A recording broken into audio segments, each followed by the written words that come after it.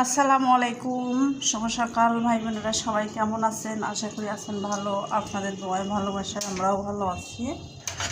নতুন করে একটা ভিডিও শুরু করলাম। তো যে যেখান থেকে আমার ভিডিওটা দেখতে পাচ্ছেন, একটা লাইক দিন, কমেন্ট করেন, শেয়ার করেন।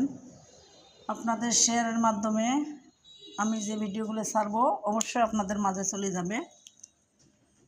তো আজকে আমি সকালে রান্নাটা বসাই দিছি, একটু স্বপ্ন পূর্ণ করতে যাব আজকেও আবার বাহিরে কাজের জন্যই যাব।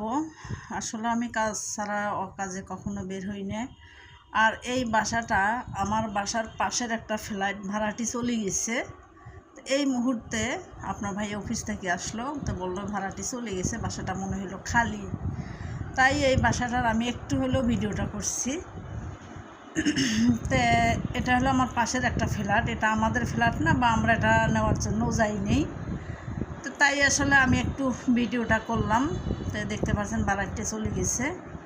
আসলে অনেক ভাড়াটি আছে, যতই ভাড়া বাসায় থাক, যারা তো হলো মানে কি আর বলবো, খাসরা, তারা তো নিজের বাসাও পরিষ্কার করে না, আর ভাড়া বাসা কি পরিষ্কার করবো। অনেক মহিলা আছে কি অলসতা, নিজের বাসা নিজের সব কিছুই পরিষ্কার করে না, সারাক্ষণ রূপচর্চা নিয়ে বসে থাকে। এইরকম বড়ি বড়ি মানুষ আছে।